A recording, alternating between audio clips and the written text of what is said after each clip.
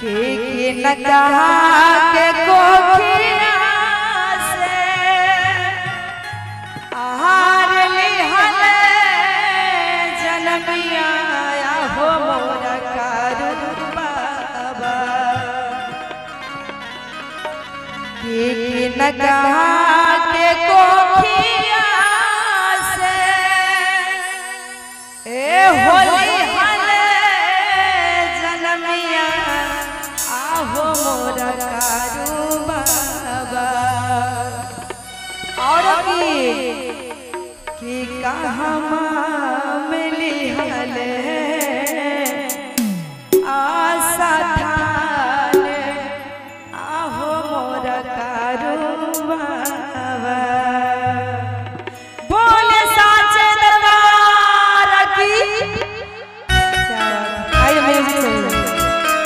जय हो। एक ताली हो जाए कैसे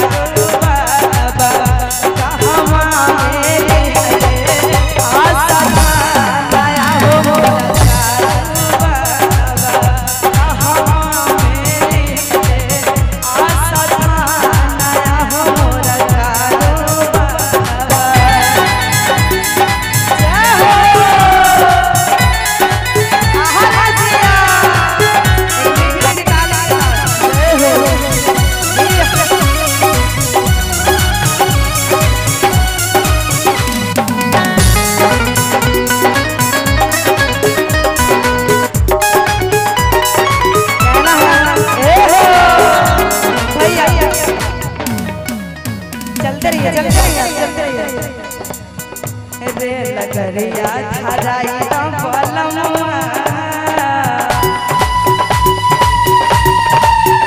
रे लगरिया धराई बलमुआ जाए कारू हम नगरे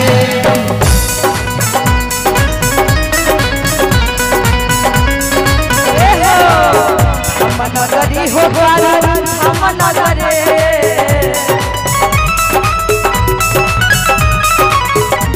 नगरी हो हम नगरी गोटी कटे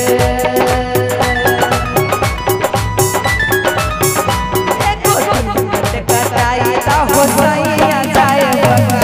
हम नगरी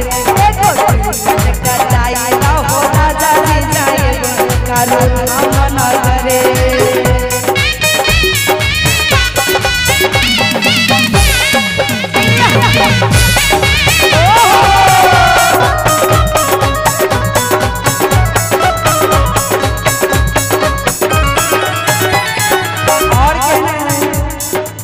आगे और अपना नाम बता दीजिए नाम